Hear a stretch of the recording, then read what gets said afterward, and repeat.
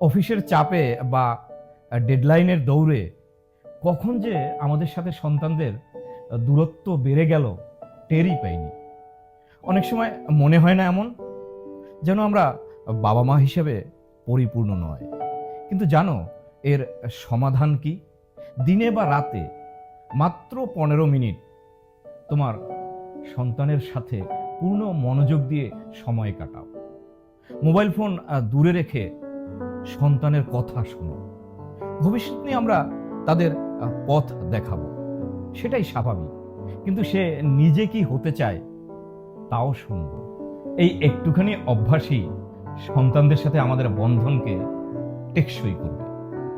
আর তখন তোমার প্রিয় সন্তানদের সম্ভাবনাময় পরিবর্তনগুলো দেখে বলবে, আমরা তো এমনই চেয়েছিলাম।